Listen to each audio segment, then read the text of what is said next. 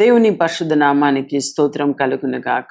ఈ దినముకైన వాక్యంను చూద్దాం. హెబ్రేయులకు రాసిన పత్రిక 13:2, the book of Hebrews 13th chapter verse 2. ఆతిథ్యము చేయ మరవకుడి, దాని వలన కొందరు ఎరుగకయే దేవదూతలకు ఆతిథ్యము చేసిరి అని చెప్పి రాయబడి ఉంది. అంటే ఈ వాక్యంలో మనం చూసినట్లయితే ఆతిథ్యము చేయ మరవకుడి అని చెప్పి రాయబడి ఉంది. అంటే నేను ఇంతకు ముందు చెప్పిన వాక్యాలన్నిట్లో కూడా కొన్ని నేను చెప్పాను, కానీ ఈ వాక్యంలో ప్రత్యేకంగా ఇక్కడ రాయబడి ఉంది ఆతిథ్యము.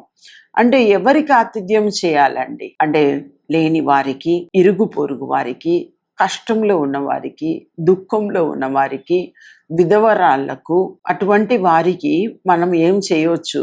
మనకు చేయగలిగినది అంటే ఇది ఈ హెబ్రేయులకు రాసిన పత్రిక రాసినప్పుడు ఎన్నో 1000 సంవత్సరాలు అయిపోయింది.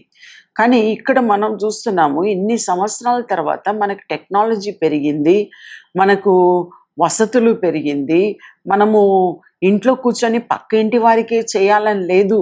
నాకు USA నుండి ఒక బ్రదర్ ఉన్నారు. వారు ఏం చేస్తారంటే మంత్లీ నాకు విడోస్ సపోర్ట్ చేయడానికని కొంత ఇస్తారు. దానిలో ఇంకా కొంత కలిపి నేనేం చేస్తానంటే నేను ఇంకా కొంతమందికి కలిపి ఇస్తాను.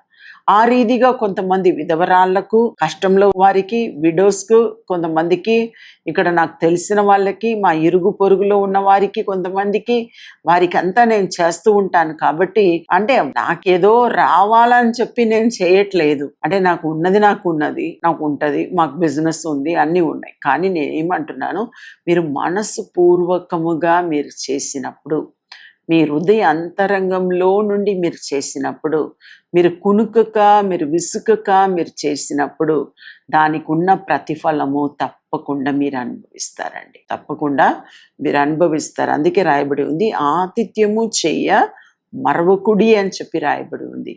మీరు ఆతిథ్యం చేయడానికి మరవకుండా మీరు చేసిన ఎడల తప్పకుండా దేవుడు మీతో ఉండి మీకు కావలసిన ప్రతి మేళ్లతో, ప్రతి ఒక్క ఆశీర్వాదముతో, ప్రతి ఒక్క ఈవుతో మిమ్మల్ని నింపి, మిమ్మల్ని ఆశీర్వదించి, మిమ్మల్ని ఇతరులకు కూడా ఆశీర్వాదకరంగా ఉంచుతారు.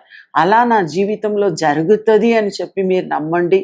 దేవుడు తప్పకుండా మిమ్మల్ని ఆశీర్వదిస్తాడండి, దీవిస్తాడు. మనం ప్రార్థన చేసుకుందాం. ప్రభువా, నీకే స్తోత్రం చెల్లిస్తున్నాం తండ్రి. మీరు మాకు ఇంతవరకు మీరు తోడుగా ఉన్నారు ప్రభువా.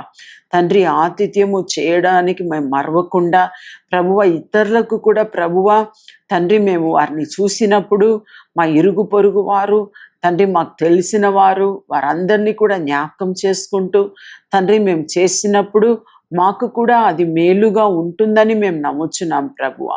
ఆ రీతిగా ప్రభువ మేము ఈ వాక్యానుసారంగా మేము జీవించి మిమ్మల్ని ప్రేమించి ప్రభువ యుగ సమాప్తి వరకు మీరు మాతో ఉన్నారని చెప్పి మీరు సెలవిచ్చిన రీతిగా మీరు మాతో ప్రభువ మా యొక్క చివరి ఊపిరి వరకు కూడా ప్రభువ మీరు మాతో ఉండి ప్రభువ మీరు దీవించమని, ఆశీర్వదించమని మీ చేతికి మమ్మల్ని అప్పగిస్తూ ప్రభువ తండ్రి, మీకే ప్రభువ ఘనత మహిమను చెల్లిస్తూ ఉన్నాము.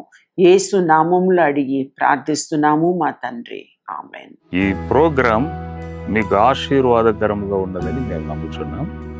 ఫస్ట్ లైక్ చేయండి, తెలిసిన వారు మీ ఫ్రెండ్స్ అందరికీ మీరు షేర్ చేయండి, తర్వాత సబ్స్క్రైబ్ చేయండి. తప్పగా ప్రభు మిమ్మల్ని దీవిస్తాడు. ఇక రాబో వీడియోను కూడా మీరు చూడండి, దీవించబడండి. ప్రభు మిమ్మల్ని దీవించును గాక. God bless you.